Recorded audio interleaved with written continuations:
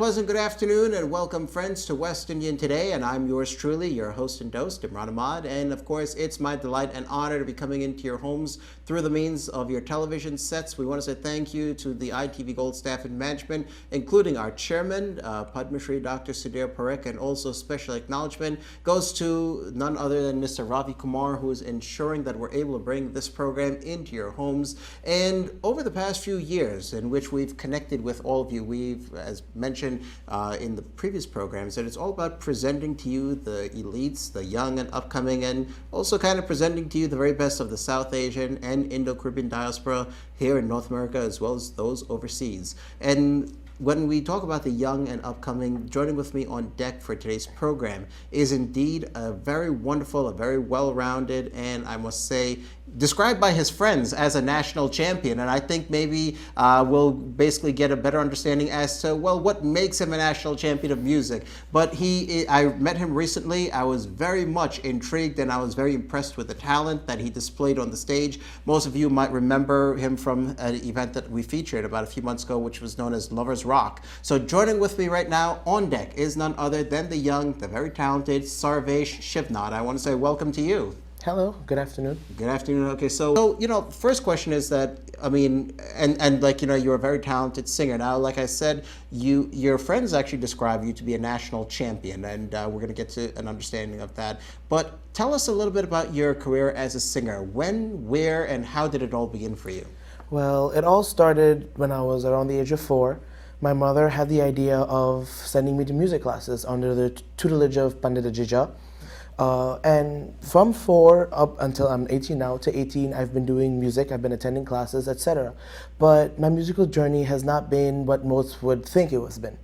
I viewed music as a chore. I viewed music as something I had to do or something that I didn't want to do, but my mother forced me to do for majority of my life, up until maybe before I began high school. When I began high school, it was a very changing time in my life. I was searching for that it factor in myself. I looked around at all my peers and I saw they had something unique, something that made them themselves. And I was still searching for what was it that would make me special? What is it that I could do to change my environment around me? And that's when I embraced music. I was doing music for a while and then it just snapped. All of a sudden, it was like love at first sight. Except I was with my love for majority of my life. It's just a matter of realization now. It is. And from there, the story wrote itself. Wow. So, that's actually rather unique and peculiar in a way, because most people that we interview, who are musicians and singers, right away they'll say, well, I've always had the interest in music and it's been my love, it's been my passion. And when you ask them, that, they got involved in music at the same age, around the same time when you got involved in music, but no one ever really came out and really, said it, described it the way you did, that it was a chore. And from there, rediscovering yourself, and then you're looking for that it, as you mentioned. So now when you found, you rediscovered yourself, you basically started to appreciate and realize music. How would you basically now, so from going to a chore, now from a passion, what would you say what impact has it had on your life? Huge, extremely big. It's been the one thing I know I can fall back on, and it's always there. Like, I recently did the college admissions process and I had to write a personal statement. And my personal statement was about music. As I previously stated, I said that it was a chore. I said how my mother would drag me to classes. I would have to go to classes. I would practice. I would try not to practice. I try to do as little of it as possible, but I did it to make my mother happy. And when I realized that I do have this love for music, it was like something just awakening within me. It just changed. My entire sense of music in itself changed. The perspective that I had, the old perspective, just disappeared. And as you said, like how much has it impacted me? In high school, it's given me something that can make myself unique. I've done the talent show at my high school. We've started clubs just so people who also have this interest in music can come, especially going to a STEM school. It doesn't really have a lot of emphasis on the arts. So my colleagues and I, we did whatever we could to, if you like the arts, we're here to give it to you. Right. It's helped me with many opportunities. Recently, I did get a scholarship and I did write my essay on music, how it changed me, how I used it to help my community. I met wonders of people. I've had extremely valuable experiences, and it's just probably been the highlight of my high school career.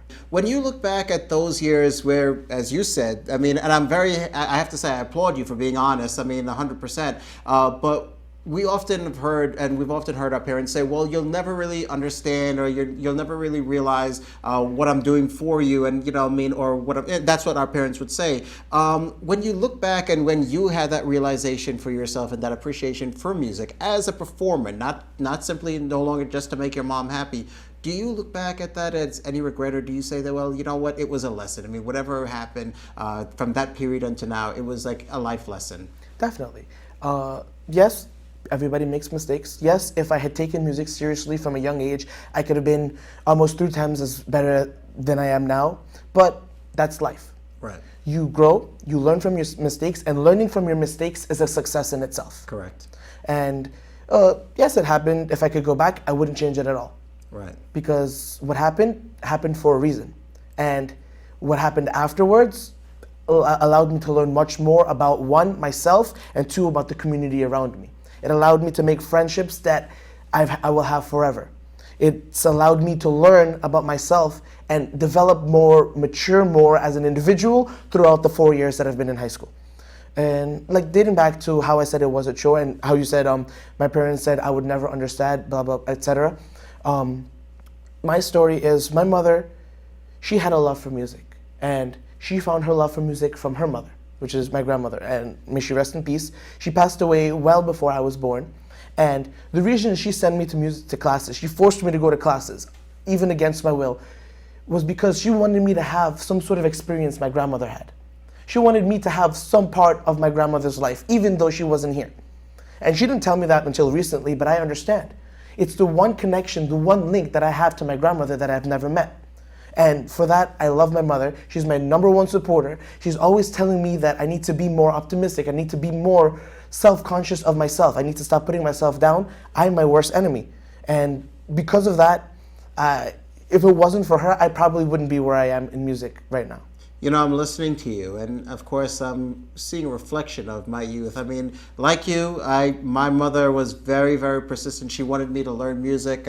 She invested a lot in me learning tabla and, of course, harmonium as well. Unfortunately, however, when it came to me, I mean, and as you said, everything happens for a reason. From that, I mean, I would say I think that my years of studying music led me into this path. And I mean, so somehow or the other, we find this discovery. And you spoke a lot about the club and your friends, actually, about those who love the arts and the culture. Well, we try to help you. I mean, I think that we'll talk about that in a few. But Pandit Ajay, now, I mean, I have a great relation with him. It goes back to the early years when he first migrated to the country. And over the years, I've seen so many people, pass through his hands and really go out and make a significant contributions in the field of music. So, would you say you were about 4 when you met Pandit Ajay? No. Okay, so if you want to, so who was your initial teacher? Originally, when I first started, I was with Bhairaviji at the East Indian Music Academy. And from there, I did basically what every parent wants their kid to do. Just learn bhajans. Just learn enough so that you can sing at events, etc. I never really understood what the essence of music was. And then, I'm not sure if you know Yogi. Right, Yogi introduced me to Pandit Ajay at the age of 10. And then from there, I was thrown into a whole different world. I was thrown into the world of rags. I was thrown into the world of sargam.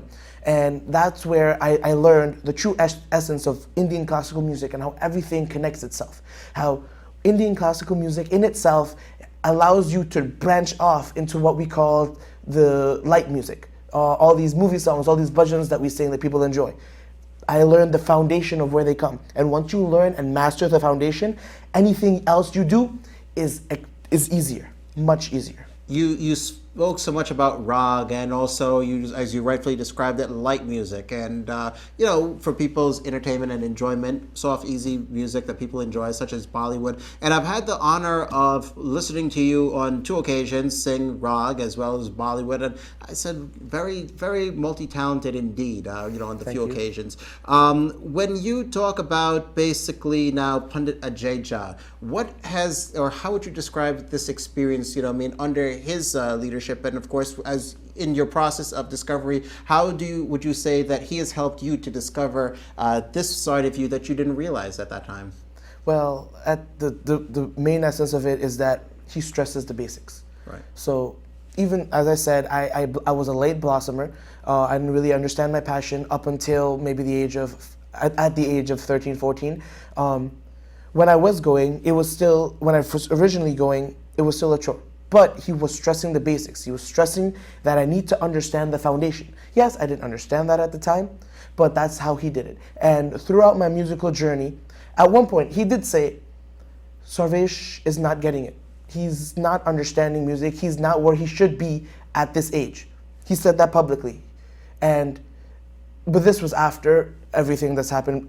And then he said, recently, we had one show. He had a show at a Bhakti Mandir, and there he said that it all changed one day.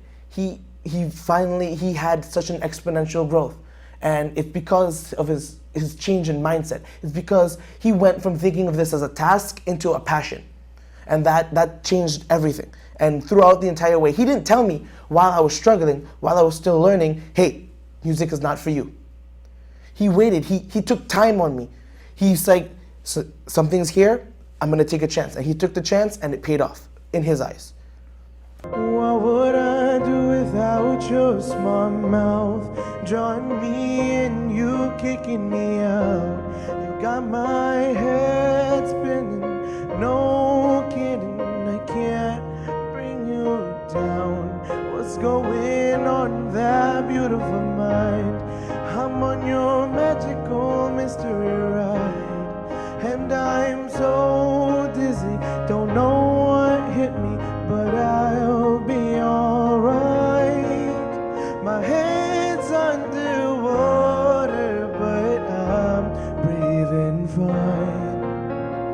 You're crazy and I'm out of my mind, 'cause all of me loves all of you. Love your curves and all your edges, all your perfect imperfections. Give your all to me, I give my all to you. You're my end and my beginning, even when I lose I'm winning, 'cause I give you all of me, and you give me all of you. How many times do I have to tell you? Even when you're crying, you're beautiful too. The world is beating you down. I'm around through every mood. You're my downfall, you're my muse, my worst distraction, my rhythm and blues. I can't stop singing, it's ringing in my head for you. My head's underwater, but I'm breathing fine. You're crazy and I'm out of my mind, 'cause all of me loves all of you. Love your curves and all your edges, all your perfect imperfections. Give your all to me, I give my all to you. You're my end and my beginning, even when I lose I'm winning, 'cause I give you all of me, and you give me all of you. give it all of you. Cards on the table, they're both showing hearts, risking it all, though it's hard. 'Cause all of me loves all of you. Love your curves and all your edges, all your perfect imperfections. Give your all to me, I give my all to you. You're my end and my beginning, even when I lose I'm winning. 'Cause I give you all of me, and you give me all of you. I give you all of me, and you give me all of you. Whoa. You wrote a piece, I believe, on music. As you said, you got a scholarship, right? So tell us about that. Elaborate a little bit more on that. Well, basically, as I've previously said, I wrote. I just wrote. It was a regular essay, MLA format, and I wrote basically about my experience. I wrote about that change in mindset. I wrote about how, as I said, it was a chore. As I wrote in the essay, I said, as my mother screamed from the bellows of hell, "Sarvesh, where are you? It's time to go to class," as I would hide. And from there, I wrote and I transitioned that mindset and the current ideology that I have into saying that, hey, I was there not once, and then I went through a transition phase.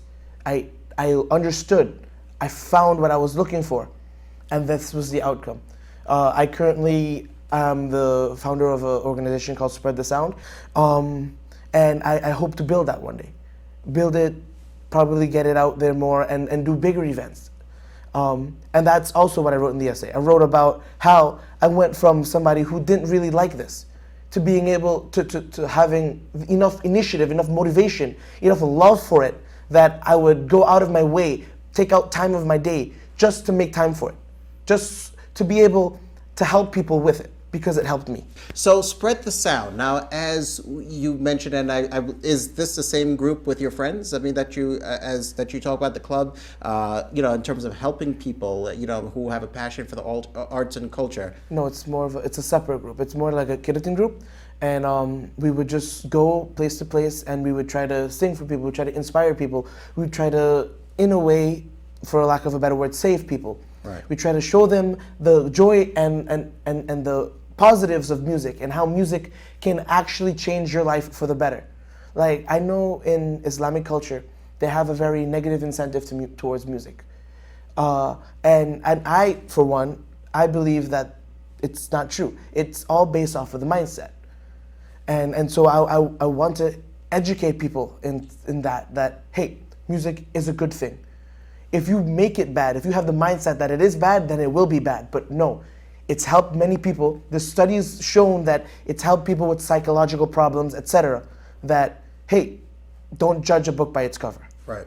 And, of course, that's one of the oldest sayings, that don't judge a book by its cover. And I think that we're all, we're all guilty of that charge. Many of us have judged the book by its cover, oftentimes in different aspects. And, when we get a better understanding of it, well, then we regret even, putting our assumption before understanding. So now you spoke about the club, you spoke about Spread the Sound. Coming to your club then, as mentioned, your friends described you as, well, I mean, I don't know if it was for humorous purposes or if they truly feel it, but of course they said that you are a national champion when it comes to music. And it's so hard to believe that someone described today as a national champion was so much against it then. But talk about this club, and in what ways are we providing more and more, assistance to those who love the culture, but there's probably a lack or a shortcoming in their, or a hindrance in their career. And also you spoke about some events.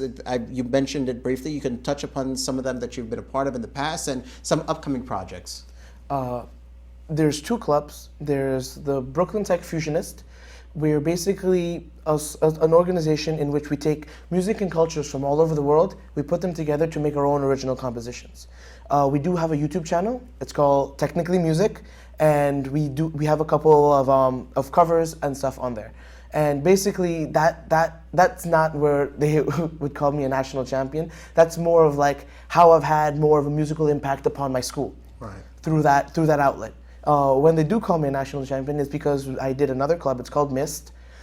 It's an inter-school scholastic tournament in which it covers many different tournaments. There's an a cappella team portion. There's a mock trial portion. There's a improv section, debate, etc. The list goes on. And basically, my first year, which was last year, we did a regional competition. The regional competition, my team, we placed second. And we were really heartbroken. We worked so hard. We worked months on end. I was sleepless. I had sleepless nights because I was getting home 10 o'clock at night. I have a whole bunch of homework to do. Falling asleep 3 o'clock in the morning. Have to catch a train for 8 o'clock, etc. And we put so much work into it. And then we realized that, hey, that work didn't pay off. But we didn't have that mindset. We're like, all right, we messed up this time. We have another opportunity. Luckily, the top 3 in the category end up making nationals, and nationals was held right here in New York my last year, and we won nationals. We came first place in nationals, and that's probably the most heartwarming feeling that I've ever had, because that's the first thing I've ever won off of my own ability. Right. I've never really won a lot of things. I've attempted, I've tried, I put wholeheartedly my entire effort, and that was the first time my work has paid off. But so you spoke about some covers. I mean, so some of the songs that has been recently produced by your clubs, actually, that you think people should definitely go and check out. I mean, we'll share a few of the videos and a personal inspiration in the field of music. Ever since you rediscovered music and what impact it's had, or what it means to you. Someone who's been a true inspiration to you. I'd let you speak on that now. Well, some of the covers we do have on our channel, you can check it out. I have a cover of All of Me. You can check that out. We have some piano covers of compositions that we've mashed together. We have some original compositions put together as well. So be sure to check that out. The YouTube channel is Technically Music. It's a wordplay on the school name. Also, inspiration for music for me. I feel like I haven't really had an inspiration other than myself. Right. I've had the most unorthodox coming of music. If I tell you, you're gonna laugh. The reason that I did fall in love with music was because I used to watch Japanese cartoons. Oh, interesting. And because I watch Japanese cartoons and I'm listening to the instrumental tracks that these cartoons have, and I'm like, wow, they're so heartwarming. I'm listening to a message, even though the music has no words, it's talking to me, and I'm like, that is something I can also do. That I can also convey my message, my story through this outlet. And from there, the story wrote itself. You know, I have to say that this was very interesting, and I think that, there's so many people, there's so many parents at home that are probably like sitting with their children, kind of going through a similar situation as your mom did when you were much younger, and they're probably turning to their children, they're like, well, you see, I mean, this is why you should practice. But for the parents who have children who haven't discovered like what music and what it means for them, your advice to them to basically be patient, and also for the children that's yet to discover, the music or the music personality within themselves, your advice to them as well. If you enjoy music, if you don't enjoy music, I say always keep it at the back of your head, because one day it will pay off. No matter what your parents put you through, no matter what they tell you, growing up in a Guyanese household, I've learned to deal with a lot of stuff. I've learned to deal with ideologies that are not connected to modern day. And I feel like no matter what they tell you, you need to have a mind of your own. Yes, they're correct. 99% of the time they are correct. But there is that 1% chance that you need to go and explore for yourself. Because no matter how many times somebody tells you something is good for you, you don't know it's good for you until you go and find out why it's good for you for your own self. So definitely very powerful words by Sarvesh Shivnauth, and I think that this is just the beginning of a great story that's about to unfold. Who knows? In a few years from now, I'll probably be addressing you as Doctor Shivnauth. I mean, a doctor of music. And do you see yourself down the line being, a professor of music, teaching more and more people, sharing your story through the means of whether it's in classroom, whether it's in publications? As I see it now, music will forever be a part of my life, especially due to the impact it's had on me currently. It will stay with me forever. Primarily, I desire to be an engineer. I love building things. I love putting things together, but I'm also working on a way to combine both music and engineering. Wow. That would be a dream come true. I am thinking about pursuing music as a minor in college, and so from there, you never know what'll happen in the future. That's why I say, don't live in the past, don't live in the future, live in the present.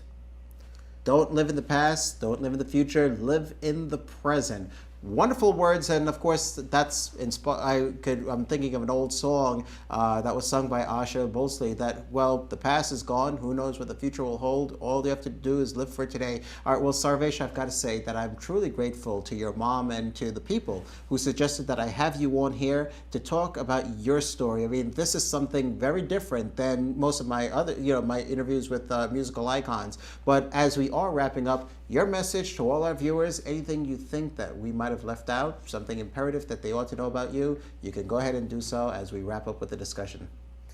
Always be yourself. Don't let anybody tell you who you have to be. Because at the end of the day, you have to live with the decisions you've made.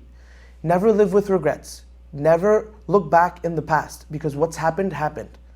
And don't let that haunt you, because you never know what the future will hold. And never, never, ever, ever self-depreciate yourself. You're as good as you say you are. As I say, I'm my worst enemy because I'm so harsh on myself. Don't do that. You don't want to set yourself in a very pessimistic mindset. And that's what I'll leave you with. Always be optimistic, always tell yourself you can do it, and never give up. The message of optimism is something that we hope will resonate with all those who find themselves in a similar position, sharing a similar experience that Sarvesh has experienced in his youth. And of course, we do hope that this story will, touch more and more people. And in many ways, it's about basically perseverance. It's all about, rediscovery and dedication and commitment towards something that, that after realization, having appreciation for. So Sarvesh, thank you so much. It was truly my pleasure, and look forward to hearing you and of course learning more and more about you as time goes by. We can't wait to see the success story unfold itself. So all the best to you. Thank you. Thank you so much. And with that, it's officially my time to go. Thank you for tuning in to this very special Get to Know segment with Sarvesh Shivnauth, someone with lots of great potential. Although he said that he would like to be an engineer, I do see that he'll be a professor of music one of these days. With that, it's officially that time as we take your leave. I'm yours truly, signing off.